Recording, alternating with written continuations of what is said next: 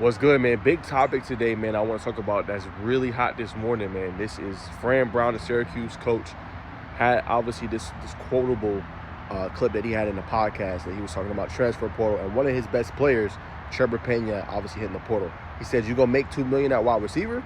That's the homie at Ohio State. I'm not giving a wide receiver $2 million in college." Now, I do agree with him because Jeremiah Smith is one of one, right? That's a generational talent from what we've seen, right? He's different. He's next level. He had that big catch late in the game as a true freshman to win, essentially, Ohio State that championship, right? So Jeremiah Smith is elite. He's All-American, first team, All Big Ten, all the accolades you could think of. Now, I do want to say this about Trebor Pena. He's good too, right? Is he to the level of a Jeremiah Smith? No, he is not, right? But when you put the ball in his hands, he's electric, right? He's a guy that can put on the afterburners, light up defenses, man. He is spectacular. But I feel him. That just kind of exacerbates and shows a larger issue, obviously, in college football. Once again, I want players to be paid, but I think some of these players are overinflating their value, right? $2 million for a receiver, that is kind of a lot of money. You know what I'm saying? I'm not going to lie. Quarterbacks are going between 3 and 4. Now receiver is a high commodity, you know what I'm saying? And it's obviously a value position, but that is a lot, you know what I'm saying? So I feel him. Like, hey, we're not paying you that. You want to go test out the waters and see? Sure. You know what I'm saying? But like he said, $2 million is a lot for a receiver. Now, granted, I don't know what Trebor Pena was making before. He does deserve a pay increase. Now, I'm not going to say $2 million or $1 million. I don't know what he's making before. But he should be making easily probably $500,000, upwards to $750,000. Had one of his best seasons with the Syracuse Orange. 84 catches, 941 yards, 9 touchdowns this past year. The other years dealt with a lot of injury, as you guys can see here. Didn't really play, get a lot of stay his freshman year. I think he ended up getting hurt in 2022. In 2023, he dealt with injuries as well. But when he's healthy, he's electric. He's dynamic. This past year, he lit up Georgia Tech. In that game, they had no answers for him. 6 catches, 88 yards, and 2 touchdowns.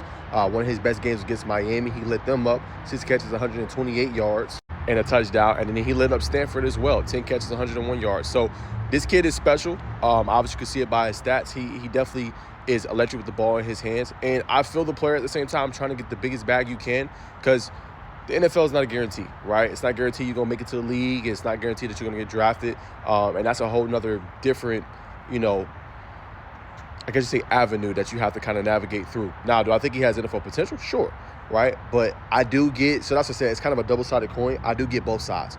I get Fran Brown. I have other needs and things I have to figure out, my quarterback position, other things like that. I'm not paying that much money when I got to fill out the rest of this roster, right? It just makes a lot of sense, right? But I think when July 1st happens and you're going to see, the salary cap essentially and teams getting $20 million or whatever it is, and they got allocated to their different programs, I think it'll see it be a little bit easier for the programs, obviously. But again, for Coach Brown, I get it. You got so many other needs on your roster that you got to figure out. Paying that much to a receiver is too much. And remember, Syracuse not getting the same funding that Ohio State's getting. You got players donating to that too. C.J. Stroud is a big one. Players that make the league are donating back to help put the program going, right? Remember, they spent $20 million on that roster, last year. But they have a lot of donors. Syracuse ain't getting the same donors that obviously Ohio State is. And then at the same time, I get the perspective of Trebor Pena. I don't know, what's in the future for me. Let me get as much money as I can. So I get both perspectives, but it does highlight a bigger issue in college football for sure. And you're going to see this. And I think you're going to have to see contracts get established, obviously. I think that's on the way that's coming, because the players, if they have a good season, they're going to want to get paid and get more money. Now, that doesn't always happen in the NFL. You have to play through your contract. Usually that last year of your contract, you'll see that. So it's going to be interesting to see kind of how this continues to go forward with players and obviously programs, right? What's more important to you? Is it success on the field or getting your bag while you're in college? Now, you can get it back in college and set yourself up for the future. But also you got to think about, is college where I want to be at, or is it NFL? I feel like you can make good money in college, not necessarily in the millions, but you can make good money in college, use that bread, start your business, get that avenue outside of football going for yourself, and then use the NFL, if you're able to make it, as another avenue to continue with your generational wealth. But it's an interesting topic. Y'all comment below. What's your guys' thoughts on this?